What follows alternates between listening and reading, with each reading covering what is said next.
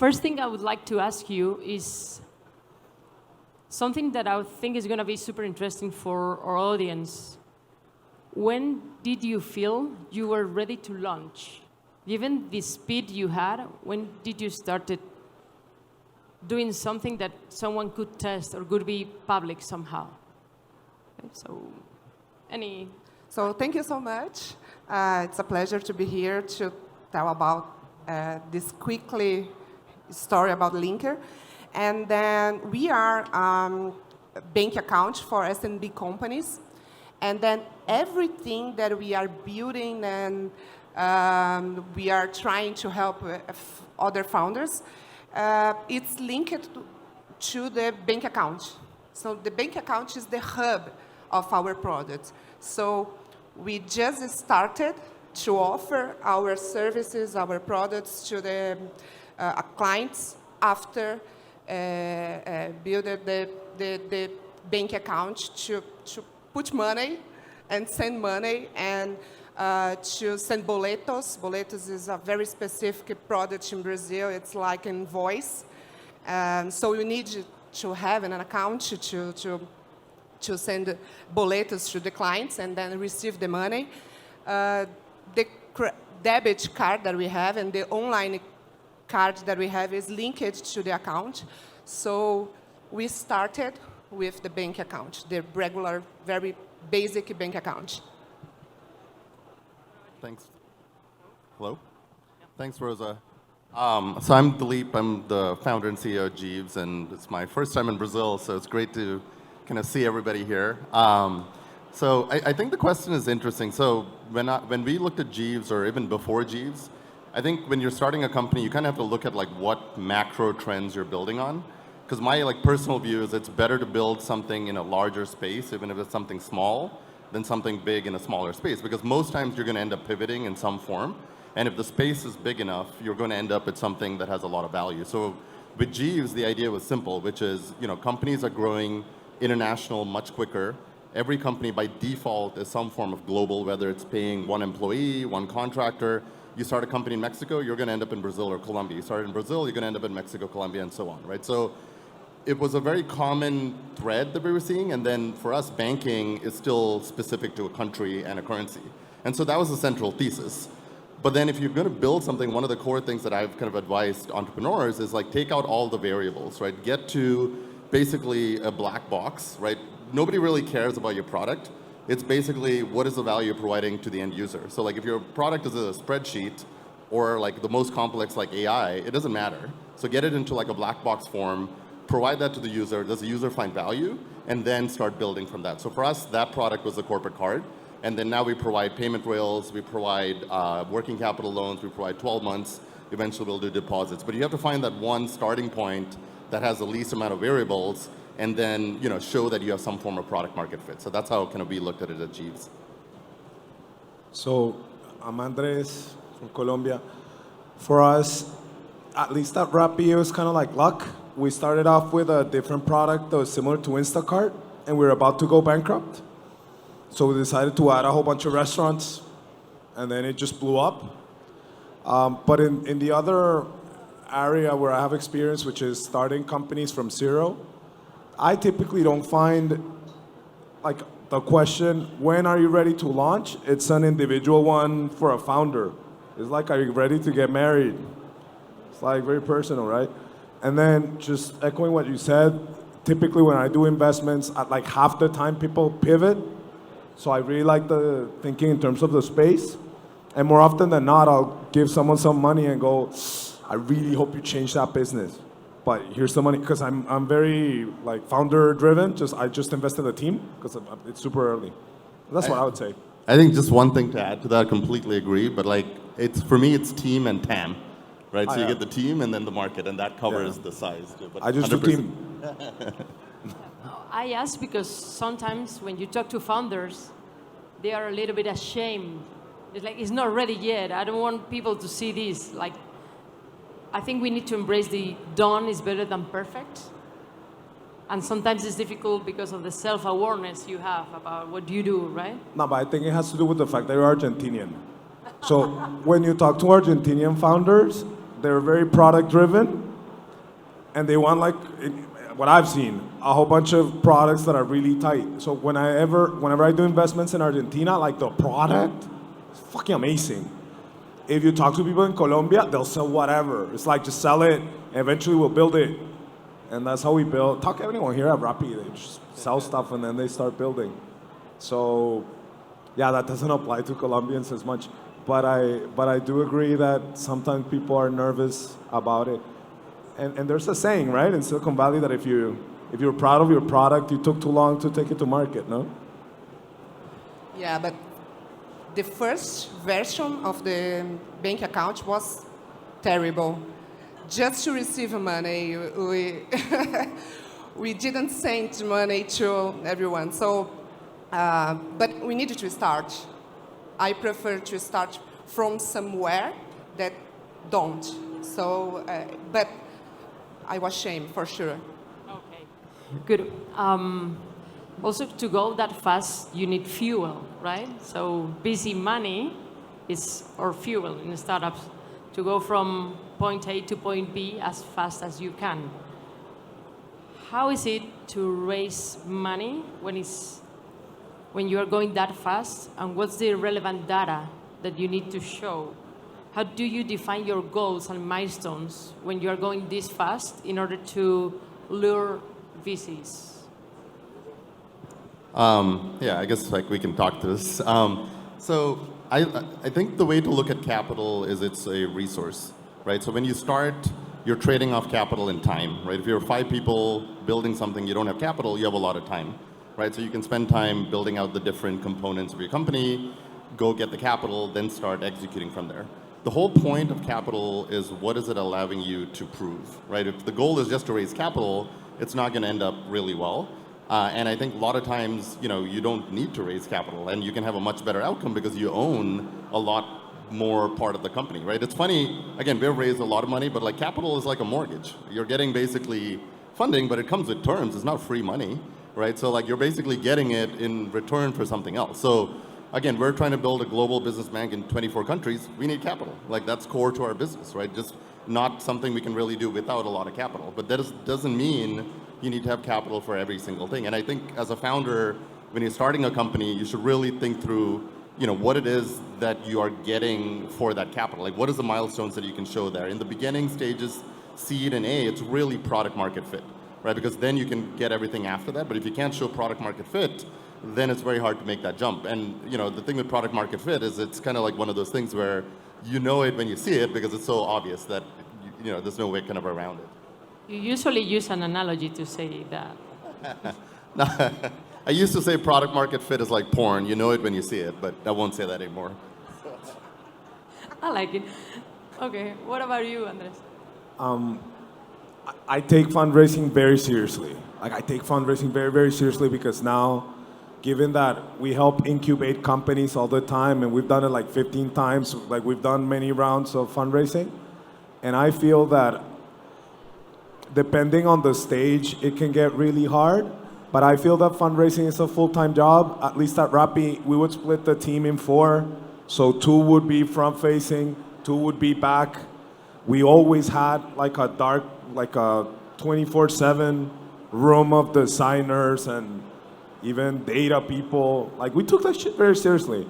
And now, I think like for young founders, sometimes they come in this trade of, but I have to operate, or should I spend time in fundraising?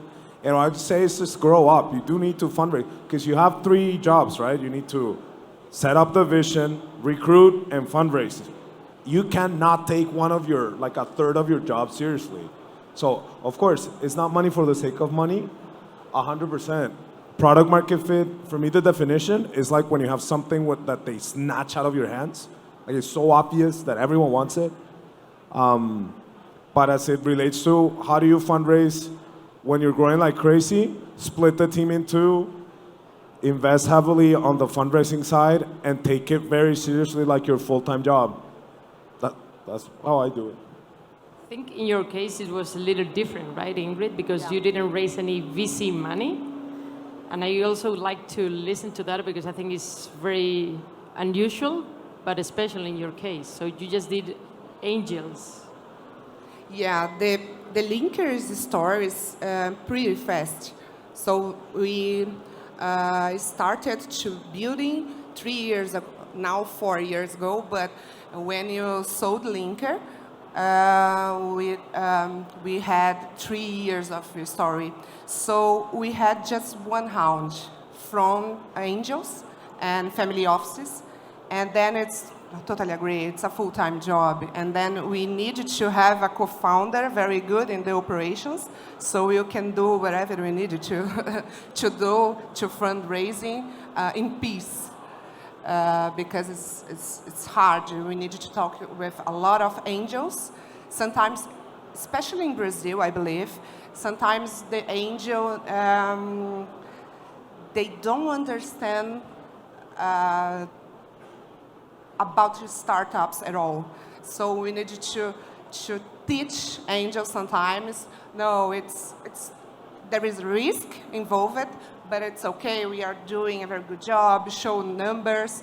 It's the same type of job, but in different way. So we did just one. In fact, we were in the beginning of the Series A when we started to talk with Omier, and then we did the exit. So it was the first time that we will talk with VCs to raise money from VCs. Good. We will talk about your exit a little bit later, but I wanted to point out something. Many times when we talk with entrepreneurs and founders, we feel like there's always a celebration when they raise Series A, Series B, but at the same time, when you think about it, you are leaving some part of your company on each of the rounds. So, and especially when you see super high valuations, that's more pressure. So how do you feel about that? Do you think a mindset change is needed, or what I'm seeing is that now there are many more options. Your option or some different capital options. How do you feel about it? Is it totally needed to go into VC money, or there's other way to help your company? No, like, I would argue that we suck because we need VC money, right? Like, I wish I was like Sergio. Have you seen Sergio? It's right here. I bet people have no idea. Like, the dude build a thing by himself. He just went for VC money when he wanted to exit to IPO. Like all of us here, like we suck, comparatively speaking, right? So I sometimes come across founders who have a phenomenal business, and I wonder, like, why do you want to raise? And it's like a beauty contest. I think that to the extent that you don't, like I wouldn't, then there's also the piece of control. Sometimes in Latin America, a lot of us haven't learned this, but it needs like 2 or 3 of your friends to be like elbowed out of their company for you to learn that you actually sold your company, right?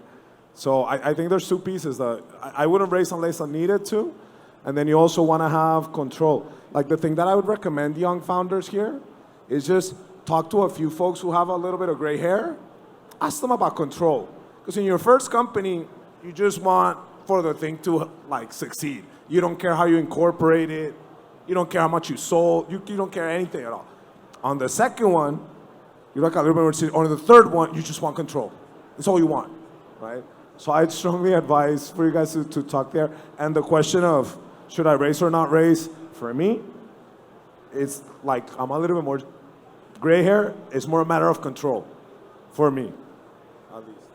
Yeah, no, I definitely agree. And I think one of the things people don't do often is also just making sure you have the right kind of investors. And again, I'm a second-time founder, completely echo what you just said, which is when you do it the second time, you realize how much control you gave up the first time. And also, all investors are not the same, right? And so a lot of times people don't realize like investors are going to be with your company for 5 years, 7 years, 10 years. I mean, that's longer than a lot of marriages, right? And like, how much time do you take to figure out your life partner? Are you doing the same with like an investor? Probably not as much, but like the answer is somewhere in between. And it makes a big difference, especially in the early stages, because those investors tend to stay with you a lot longer. So I completely agree. It's funny for Jeeves compared to my last company, every round, the biggest driver for me was like, what was the level of control, both in terms of dilution, but also in terms of like the board setup and all of those things, which you don't think about the first time. So this is really good advice. Talk to someone that's at least done it once, and you'll get very different perspective from doing it the first time. And you're like, oh wow, someone's giving me $10 million. It's like, yes, but you're also going to be giving up a lot in return for that. Good. They won't listen. They never listen. I say this shit every single time to every founder. They don't. They come back like 2 years later. You'll see. Let's see where it goes. So an important question also is, how do you handle your life in a good way? Because people talk a lot about work-life balance. I'm not sure if that exists. I think it's more being comfortable with what you do, but being a founder is different from being an operator somehow, right? So I know Dileep is a dad, Ingrid is also a mom, recent mom, and we all have personal lives. So how do you handle that stress? How do you organize yourselves in order to be successful without sacrificing that much of your life? I don't know what is it. No, it's a joke. So I really don't believe in work balance, in fact, because sometimes you need to put your energy in this piece of your life. Sometimes you need to change your focus to another piece of your life. Now I'm trying to building my family, so I'm pregnant again. I have a baby for 10 months. And then I just started to building my family just because of the exit, because now I can think a little bit more about that. So, and there is no problem because the balance will be in the end. So we put some energy here and here and here, and the balance, it's okay. So for me, it's very cruel to think, to say about that to founders. Oh, need to have a balance, a work-life balance. It's very cruel for me because it's not possible for me, again. It's not possible to have everything in line every time, and then it can transform the life in very pain life. So I believe we need to put energy whatever we want. And then after that, we can build something different, or building family or friends, something like this. But I have friends, for example, that normally say to me, oh my God, you never went to my birthday party. Yeah, I was working. It's life. But I am friend, a really good friend. So it's my opinion about that. So every time that I heard about work balance, life, yeah, I didn't agree with this statement.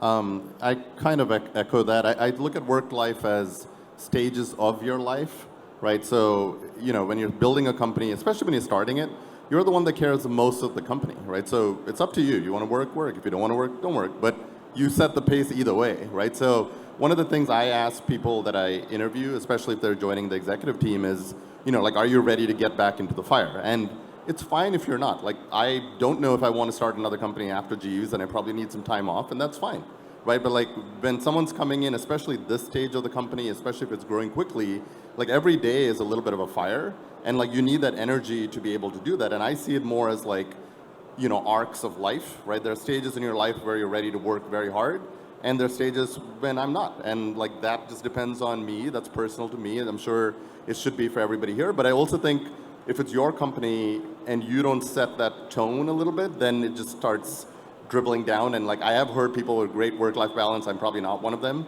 But I also like really look at it as like, what stage are you in your personal journey?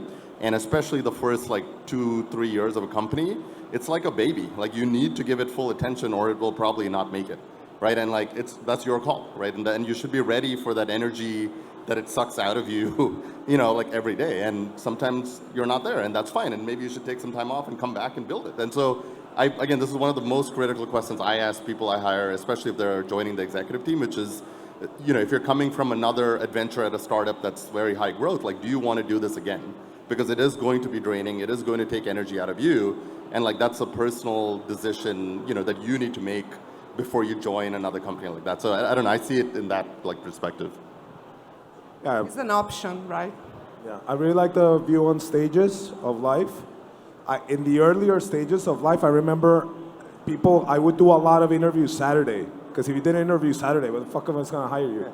And then the other reason, like I remember once there's this one guy that came up to me and said, so how do you feel about work-life balance?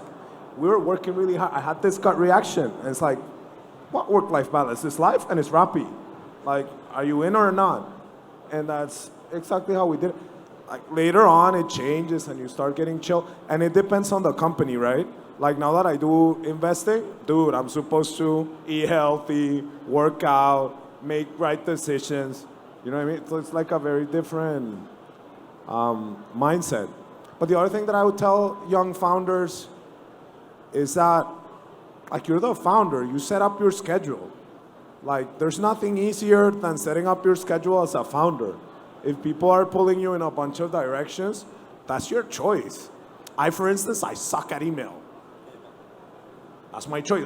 2012, I had a manager at Google.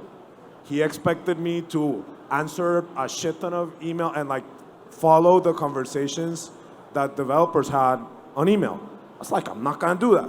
And in 2012, I stopped following email because it's someone else prioritizing your time. That makes life really hard for wonderful people that try and organize events like this, and because they need to call me. But I prioritize my time.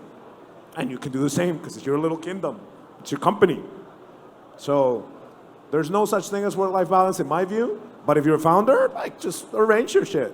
Yeah. That's what I do. Good. I wanted to ask you something you have been slightly pointing.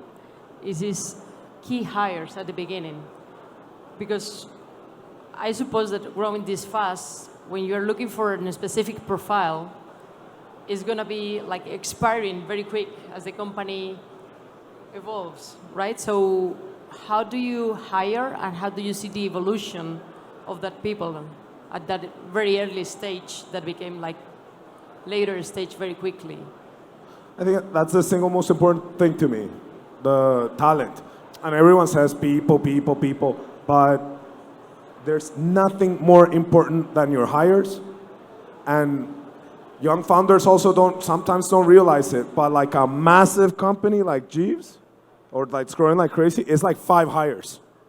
It's like the salesperson, the product person, the engineering person, the CEO, and maybe an ops person, and 5 years you have a unicorn. But you gotta make sure that each of these people are able to build their own organization.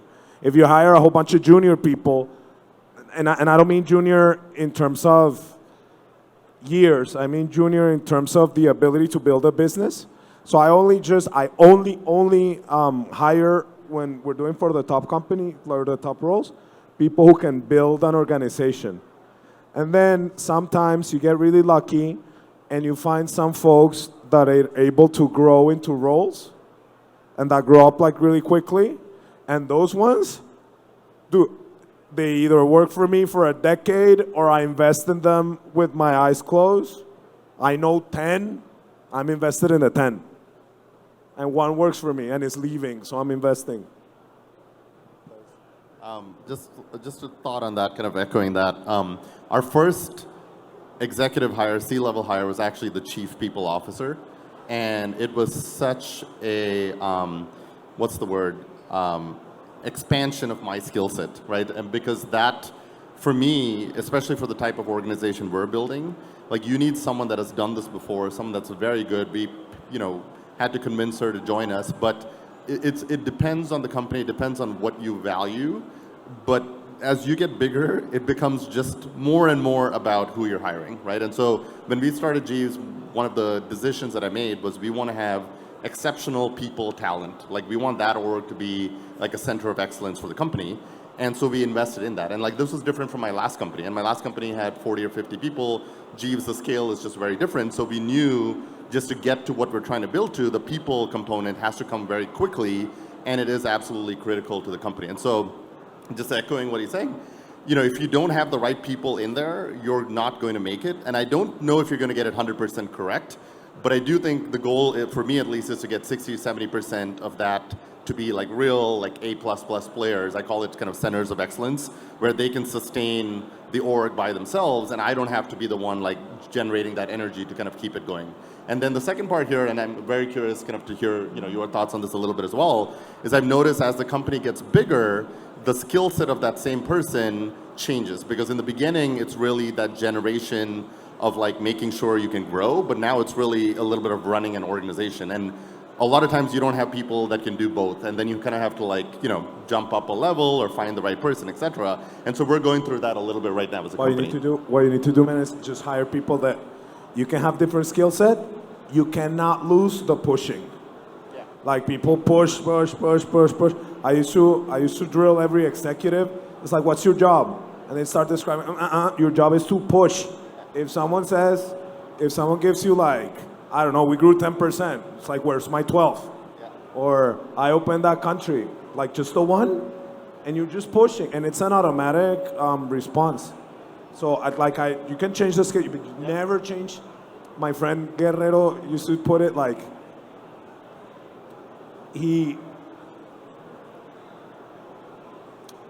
should never hire people that lose the ability to get upset over shit that's wrong. Like if you have an executive that sees something that's wrong and he or she doesn't get upset, that's not a good hire.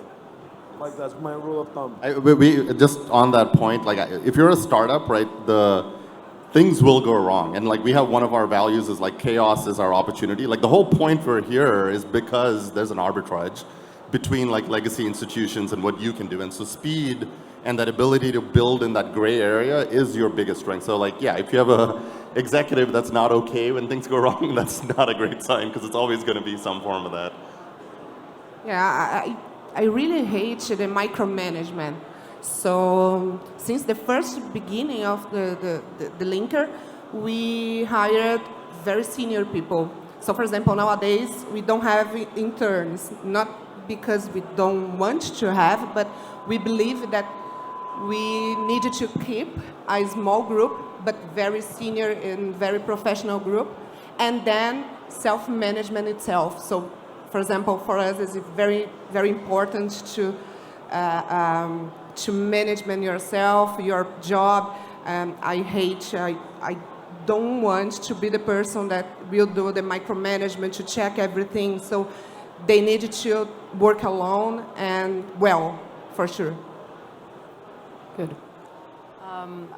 There are several questions from the audience. You are welcome to send more.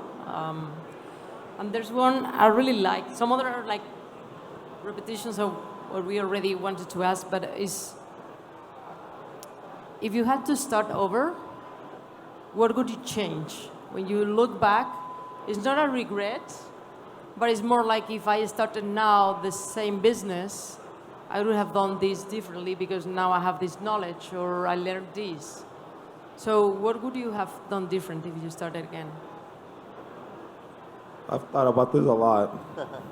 The first thing that I would have done very differently is the company incorporation. I'd say, for instance, when we started Rappi, we gave away 50% of the business on the first round. We didn't know what we were doing, so we were like, we're putting in software, you put some cash, let's do 50-50, let's go. And that's how we said we were just mega ignorant. But in addition of how we did that, there's ways of incorporating the company that can enable you a lot more control. So that's the first one. The second thing that, in the specific case of Rappi, I would have invested a lot more heavily on the operations early on. We have everyone at Rappi has a very strong growth mindset to a fault. So we need to invest a little bit more on the capability building. And all this stuff we kind of figure out, but we would figure it out year 3, year 4, and we should have done it like year 1. So a lot more heavy on the operations. And there's this one period in my life, between the third and fourth year, that I decided, let's cut costs and let's not focus on anything different than figuring it out with the people that we have. And I didn't do any serious recruiting for like a year. That was my biggest fuck up by far. Because it's like a full year of not attracting top talent. Rappi was doing it, but I was not doing it. So that's like my top 3. And there's one that people hate, and I probably wouldn't have been able to get away with it. But for the specific case of Rappi, we should not rest Saturday and Sunday. You should rest Monday and Tuesday. Because it's ridiculous that you're doing a business where your top sales are Sunday and your second top sales are Saturday, and when your users need you the most, you're like not there. So, and I try and do that like in the second year, but I couldn't get away with that. It's really hard. Because like if you're really operating for your users, you optimize for users. That's what I would have done differently. I think for us, it was definitely more on like the technology side. So a core part of what we're trying to build is the payment infrastructure layer. And when you start, a lot of that is built for a certain scale. And this is like a constant dilemma that you're going to have, which is when do you move to a system that can support a larger scale? And you're always going to have costs and trade-off because you're going to lose some churn of customers, but you kind of have to do it. The longer you put it off, the more painful it is, but the longer you put it off, you don't have to deal with it right now. So for us, that was something that we had to do earlier this year. And again, like I'm very thankful we got a really good CTO in that could do this, but it was something we probably should have done last year. And so we paid the price for that in terms of just, the scale that we were seeing. We were growing very, very quickly month over month. And when you're growing that quickly, that becomes like this, like golden goose number that like takes over like your mindset. And a lot of times you kind of need to step back as a CEO, as a founder. Your job is to balance the different numbers, not just have that one number that everybody kind of like aligns around. That's their job. Your job is to know that number, but also the number after that. And again, I keep coming back to this. It goes back to the people. Like you need good people that can also help balance that point of view and push you to be like, that's awesome, but what about this? And what about 12 months from now when we're going to be doing whatever 100x? Like, can we support that with our existing system? So again, I don't know if we could have done it in real time, but that definitely led to some pains earlier this year, and we did a full migration, and that was something we probably should have done last year. There is a special point that I want you to say that we started the fundraising in the seed round. And I really believe that if you have stages, we need to follow these stages. And then we didn't do the angel round because I am from the financial market, so my co-founder also. So we thought about that. Oh, no, we need to check some types of risks, avoid some types of risks for the investors. So we started to get money, I believe, in the second piece of these stages. And I really believe that angel piece is very important. To building this angel ecosystem is very important, not only for the money, but for the smart money, to show to other investors that I have someone that invests in me, believe in me. So if I started again, I believe we need to do the angel piece of the investment, for example, fundraising. That's a really important point. Like, I don't know if you guys have exposure to it, but Latitud has the angel cohort. It's really good. Like I have like 60 investments, and I went there, learned a whole bunch of stuff, and there's a whole bunch of people that are looking to learn from one another, and I think that's very, very true. Now, like an investment strategy, angel is not probably all that like great, and it's a really easy way to lose money. But as a means to drive an ecosystem, it's really important. And I think that program in particular is one of those golden gems out of all the different, or not golden gems, like hidden gems out of all the different things that Latitud is doing like quite well. I'd like to really like that one. And fostering the angel ecosystem is something that I spend a lot of time on as well. And I hope that you guys get a bunch of money. I'm broke, so don't ask. But with that exception, and just for like the next 6 months afterwards, you can nag me. But yeah, I think that's a very, very important, and it's great that, because as an investor... It's not only about money. Yeah, it's not just about the money. You've been talking, Ingrid, about smart money, which is something we hear a lot. And is something repeated, like, no, but I'm giving smart money. How do you define that? And you have to pick which could be your ideal investor, like the one that rolls their sleeves, the one that gives you the money and disappears, the one that is an expert on this specific field, so I know it's going to help me with hiring or with some specific areas in which I need help. How do you see different checks in order to see that it's smart money or not? Which would be your ideal investor? So I have one example. I have this one company I recently invested in. Now it's called Fidu. It used to be called Blended. It's kind of like an ISAC, right? The lends to schools. And these guys, I like to think I'm smart money because they didn't know how to do very strong sales. And at Rappi, we're like super strong at sales. So we got them 2 advisors, the KPIs, we discussed all the goals, and we essentially, within a month, set up an organization and set up a capability way above what they would typically have when they figure out. So that's really smart. For us at Rappi, we had Saurabh from DST, and whenever we needed to fix something like really heavy, he would micromanage us. VC micro, no? Like every couple of weeks we'd meet, or every week, and it was super smart money because he would literally, he'd tell us what to do and we'd just do it and it worked, you know? So for me, smart money is basically people that have foresight. It's literally foresight. Not even reasoning powers, foresight. Like they've done it, they know the model, they know who to connect you with, and they save you months, and literally millions of dollars telling you what to do. That for me is smart money.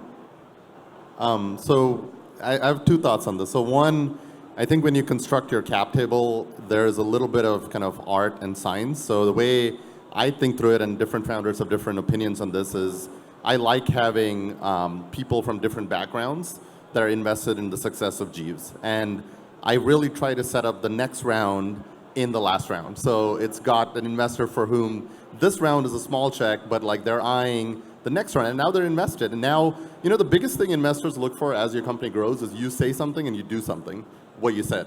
And so when they come in the previous round and they're like, this is exactly what Jeeves said they were going to do, and they're ran through all their numbers, like, let's do this next round, right? And so for me personally, I'm a big fan of like combination party rounds, especially in the beginning, because the more people that are invested in the success of Jeeves is a good thing for me. Yes, I need to go chase signatures for 1 cycle, 2 cycles, and then it gets better. You don't do that in the, you know, B and the C, but that's my personal philosophy, which is like, I like people invested in the success of the company.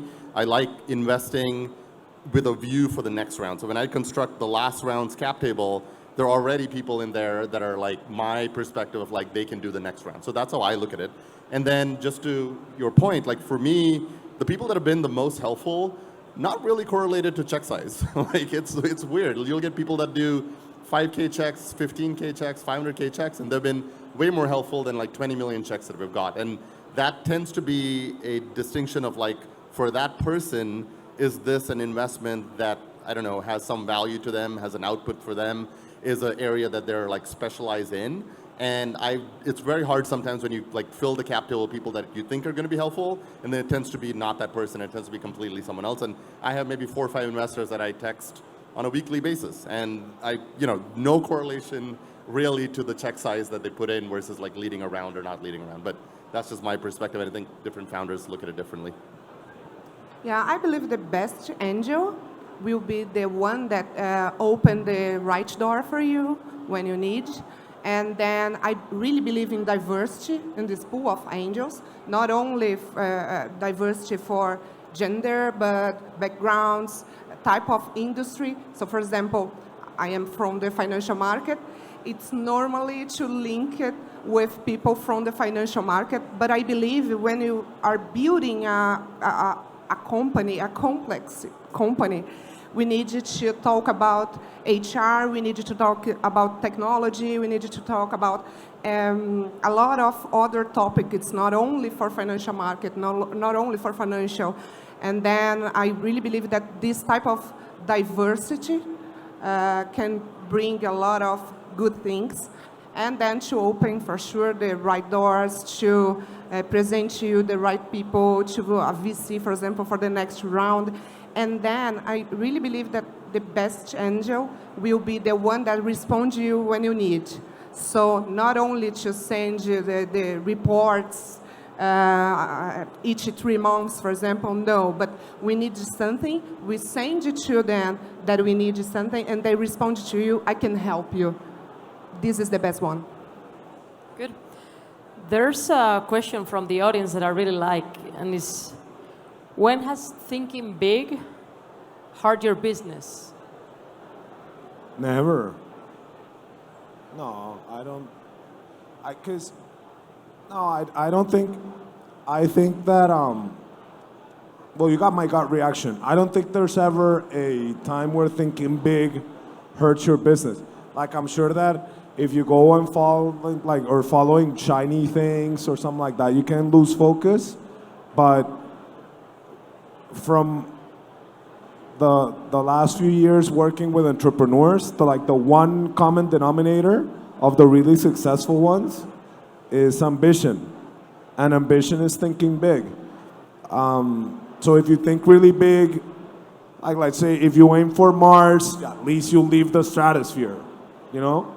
So another tactical example, like at Rappi, the first 2 years, we never hit a third of our goals. Never. And we were like the fastest growing ever in or at least in a couple of the countries. So I don't think there's something wrong about thinking too big in the entrepreneurial mindset or in the entrepreneurial context.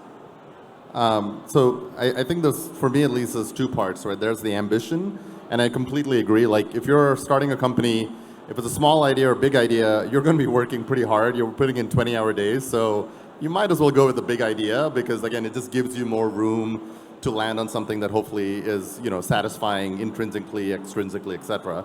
So, like, the ambition part is, it has to be there. That's what keeps you going when it's dark, and you have every entrepreneur has days when you don't want to do it, and you still have to come back to why did you start this in the first place? What is it about this that inspires you personally to wake up? And it's not always the outcome or the money. Those things lose their shine after a while. It's like, what is the part here that really connects with who you are?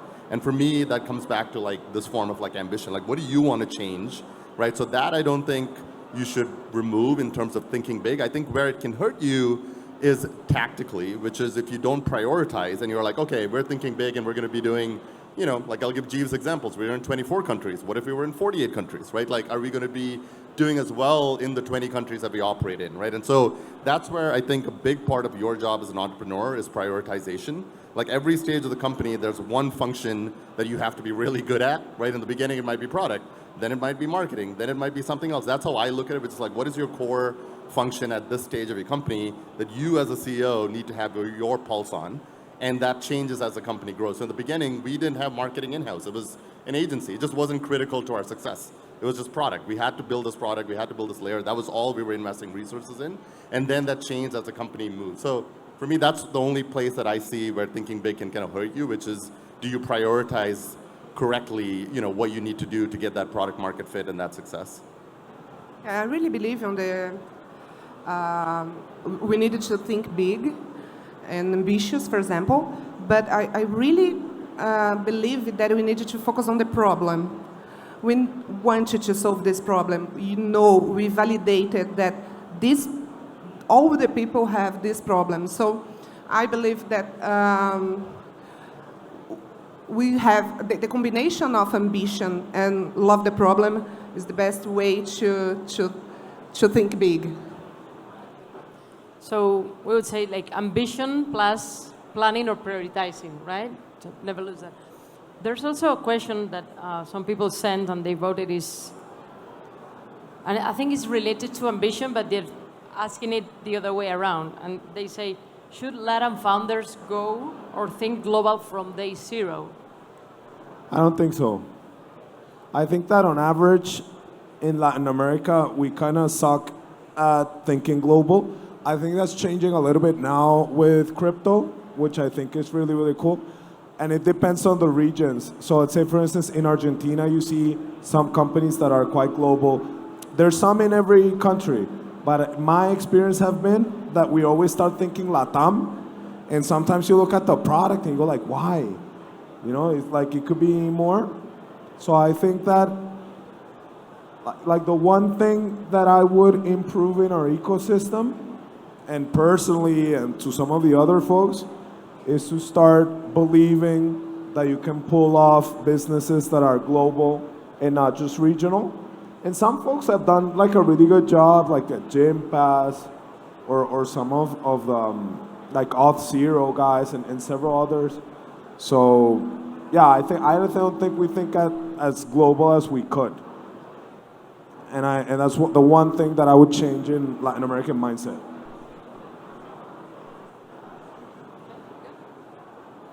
I'm going to rephrase, with permission of the author, this phrase or this question. They say, what is the Brazilian big issue? I would say the biggest challenge Brazil has, from a founder point of view. Which were your biggest challenges? For me? Those who are and no. You have a better. Well,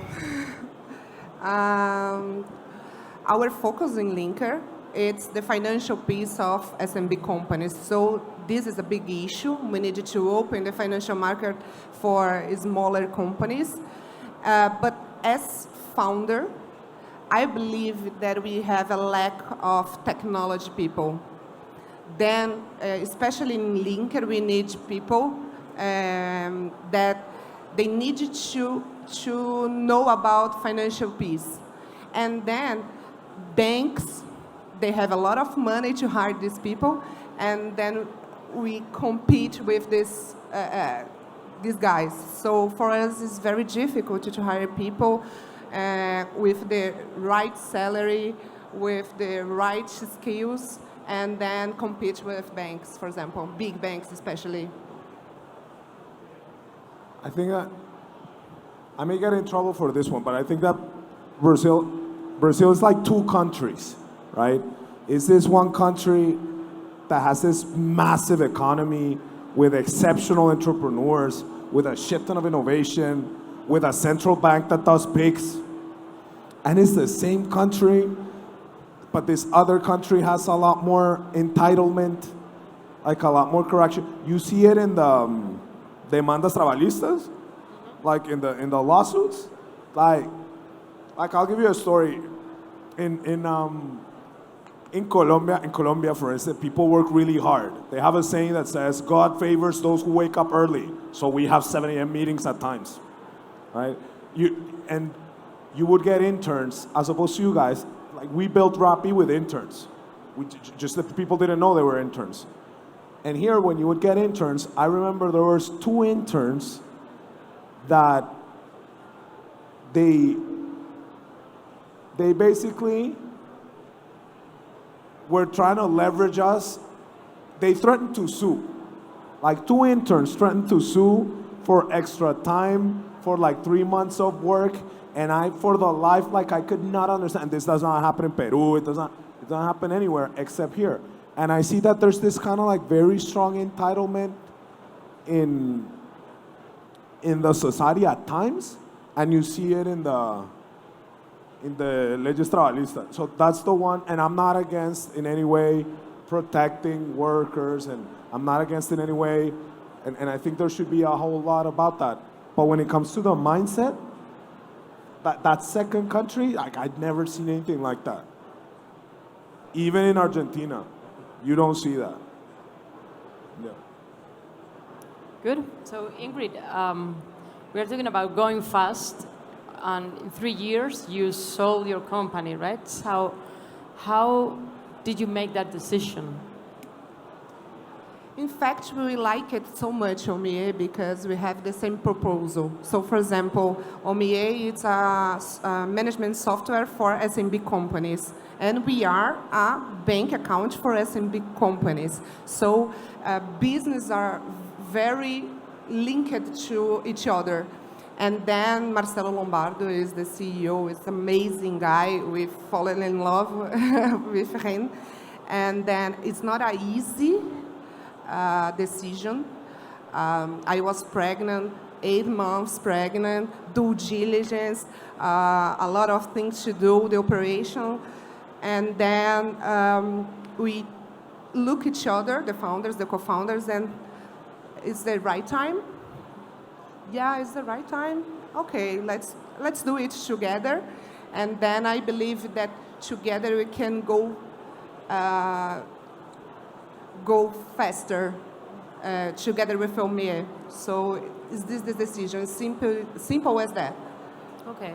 Maybe going back to the beginning of this panel, is you didn't have VCs also, so you had to go and talk and make the decision with the initial angels and like family offices that backed you.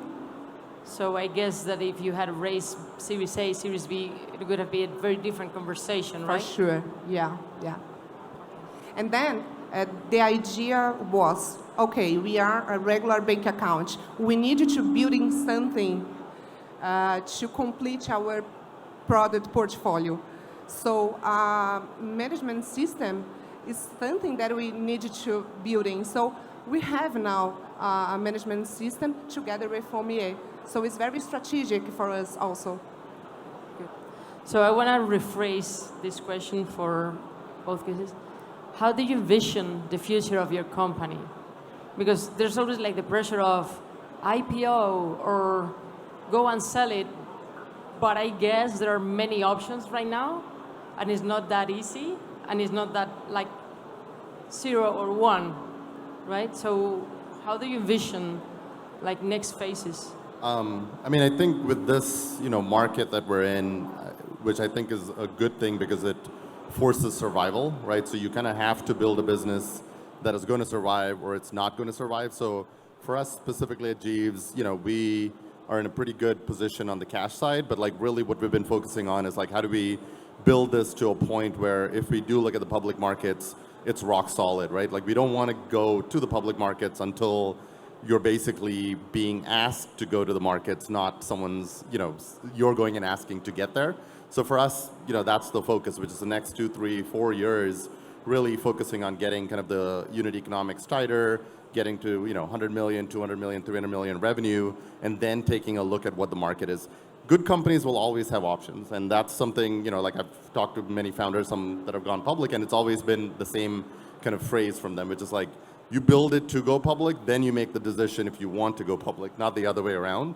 So that's how we look at it internally, which is we have our metrics, our milestones that we're trying to hit, but the goal would be we want to be self-sustaining and then make a decision once we are absolutely kind of certain and ready versus feeling like we need to get there. And then flip side, you look at a company like Figma. I mean, that's a great outcome. They didn't go public, right? So it's not like you have to go public to kind of get to that outcome point. And then this is where, for me, it goes back to like, why are you starting this company? Like what is about Jeeves that's special and unique to you? Like, is this your, like, I call it like your legacy company, like what you want to, potentially leave behind? And that also changes why you go public or don't go public and so on. So there's a lot that kind of feeds into it from our perspective. Well, on my end, I don't think Rappi has very much of an alternative but to go public and look to build the business towards the future. There's a graph that the guys of NFX produced. They do a really good job with content, and they showed how much value was created by companies after they went public. And I know that's how Simon thinks about Rappi. I know that Felipe doesn't have anything better to do with his time. Like, there's no thought of ever selling. There was never thought of it. There's this one time that we should have gone bankrupt. Like, no one wanted to give us money, and someone was going to give us 400 million. And we turned that into a 100 million check to keep doing it, as opposed to selling. So there's no selling at Rappi, I'm pretty sure. And now it's a matter of building this base or taking advantage of this base and building on top of it. And hopefully it'll go public one day, but it'll be big. Good. So before we leave, I would like to ask you to give a final message to our audience and piece of advice somehow. Don't believe in life-work balance, especially if you are a founder. I believe that we have time to do everything that we want in life, so don't freaking out on that and do your job. And it's it's a very nice journey. So keep doing it. I really believe on that. I think if you're thinking about doing something, I really like this concept of like windows, right? A lot of times when you're starting a company, your biggest advantage is your speed.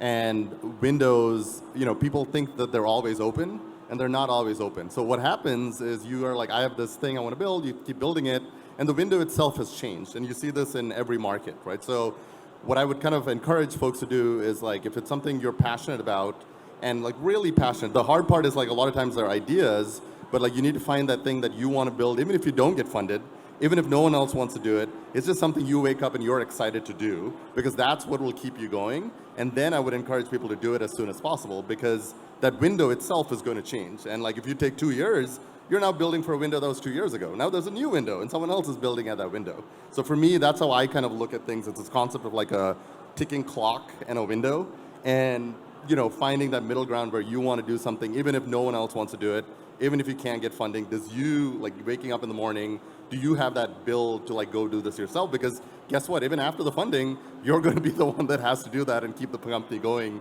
with that energy. So you better have that in the day one. So that's how I kind of look at it. Cool. And for me, the best founders I know are like 3-year-old kids or 4 that they ask and ask and ask and ask and ask. So if I would strongly encourage you guys to, and ladies, to find the top people that you can come across and ask them stuff all day. Like the best founders that I know are all exceptional learners. And that's what I'd strongly suggest. So thank you. Thank you, Ingrid, Thank you. Dileep, Andres, and keep calm, and Vamos Latam. Thank you.